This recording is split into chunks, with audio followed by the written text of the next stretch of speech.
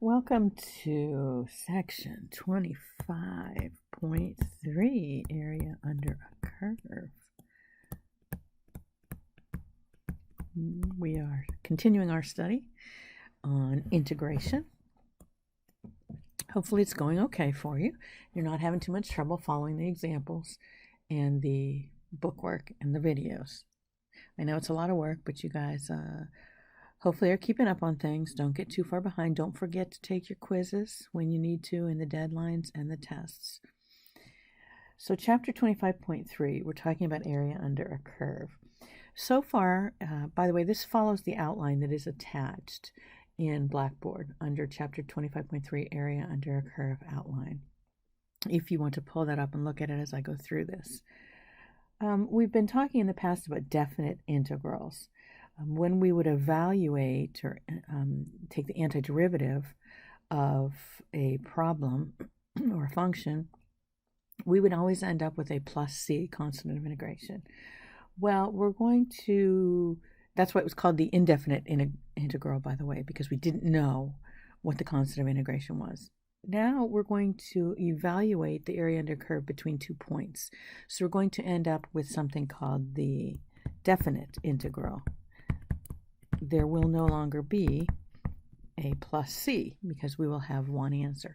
And when you evaluate between 2 points, you actually take the antiderivative, substitute values in, subtract them, and end up with one answer. For example, you may see on the outline that I have 4, 8, and x plus 3x squared dx. So we are to find the antiderivative of the integral x plus 3x squared with respect to x between 8 and 4. So the first thing you do is take the antiderivative of each term. So the antiderivative of each term, let's start with the x to the first. Remember, we add 1, which would give us x to the second, and divide by 2, plus 3, add 1 to the x to the second, so that'd be x to the third divided by 3. And then normally we would have a plus c. Okay, and I'm going to do the long way to show you how the c's cancel out. So let's just simplify that mess, and we get x squared over 2 plus x to the third plus c. Now you're going to see some notation in your text. You may see it that looks like this. A, and then they'll have a little 8, 4. Let me make sure I have that right. 4, 8, actually it should be 4, 8. And that just means take this function right here and evaluate it at 8, and then subtract the evaluation at 4. See, okay, how does that work? So let's do always the bigger number first. So we put in 8 squared over 2 plus 8 to the third plus c minus, because we're trying to find the area between 2 points, and the 2 points are 4 and 8. Minus, let's put the 4 in now. We would have 4 into this equation. 4 squared over 2 plus 4 to the third plus c. And we just work this problem out. And you notice your plus c and your plus c here are going to cancel out, so we no longer have a c. That's where it goes. In the future, you don't have to even write it down, but I want you to understand where it went. So in this little mess here, it looks like we get, and this is on your handout, 32 plus 512 plus c minus 8 plus 64 plus c. And when you work that out, you get an answer of 472. Okay, this is the answer to the area under the curve, defined by this, between the 2 points 4 and 8. So let's try another. Let's continue on our outline and try another one. Okay, so here's a second example. We're going to give you the equation y equals, or the graph x squared plus 1. We want you to find the area. This is the terminology. Find the area under the curve between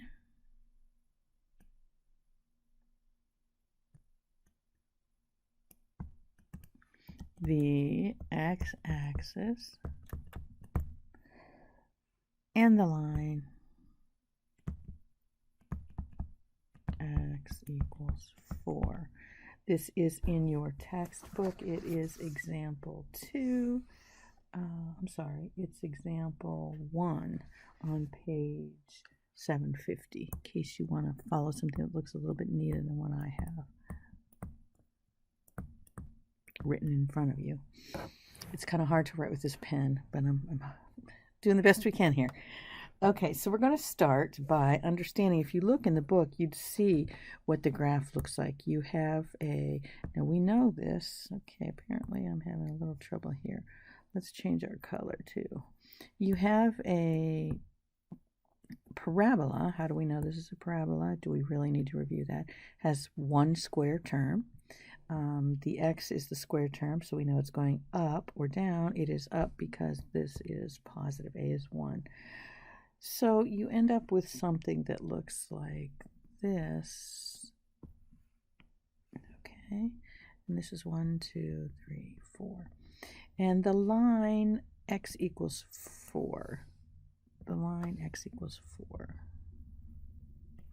That would be this line through the x at 4 and between the x-axis. So here is the x-axis and our graph.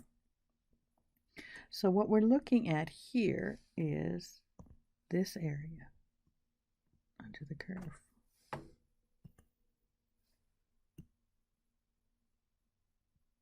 Nice little colored in drawing. I could do this all day. This is so much more relaxing than figuring out math problems. Okay, this is the area that we are trying to find. Here's our curve. We're finding the area under the curve, and we're finding it between the x-axis and x equals 4. How do we start? Well, I'm glad you asked. So the first thing we do is integrate. Find the antiderivative of f(x) equals x squared plus 1. And that's the same as y equals. Or what does that mean? You're going to find x squared plus 1 dx.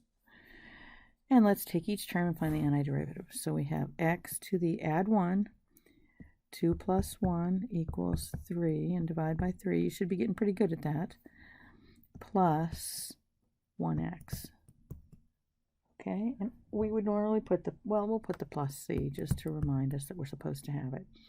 So let me simplify that. X to the third over 3 plus x plus c. Now we're to find the area between 0 and 4, because we're finding the 0 to 4.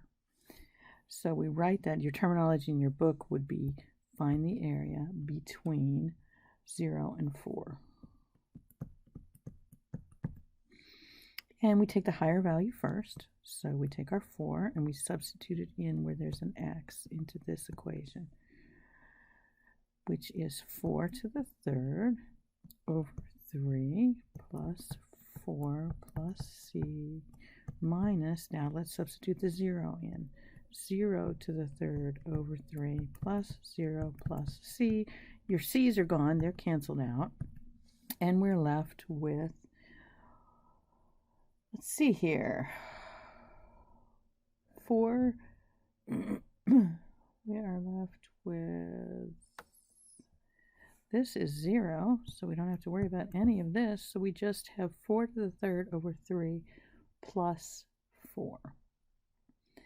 And that leaves us with 4 times 4 is 16 times 4 is 64. So we have 64 thirds plus 4, which is equal to 64 thirds plus, if we had to change this to have a bottom number of 3 to be able to add them, this would have to be a 12. 64 plus 12 is equal to 76 over 3.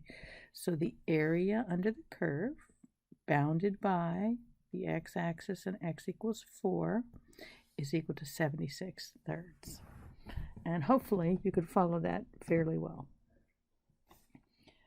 Okay, let's do another one more, and then I'm going to let you do some practice problems.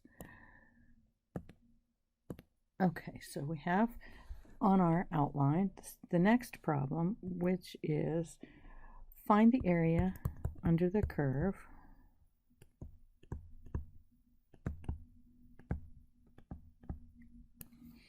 y equals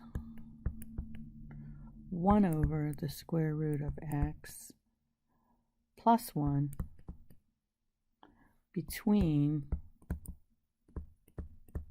x equals 3 and x equals 8. Okay, so we start with finding the antiderivative of, and I'm going to rewrite this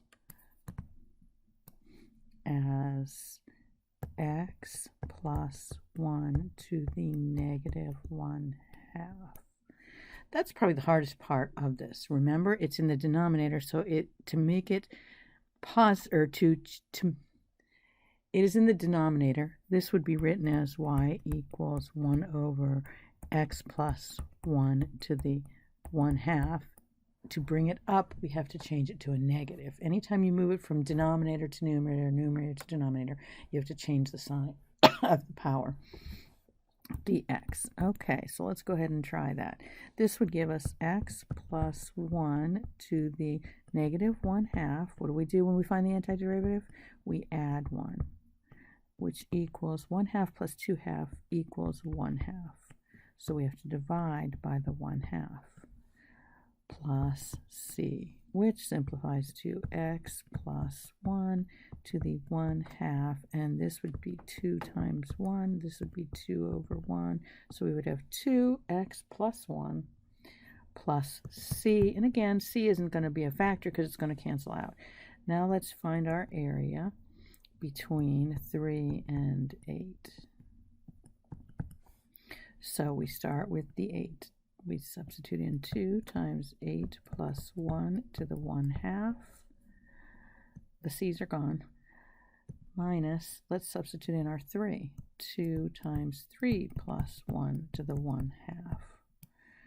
This would give us 2 times 9 to the 1/2 minus 2 times 4 to the 1/2. Remember what your exponents mean.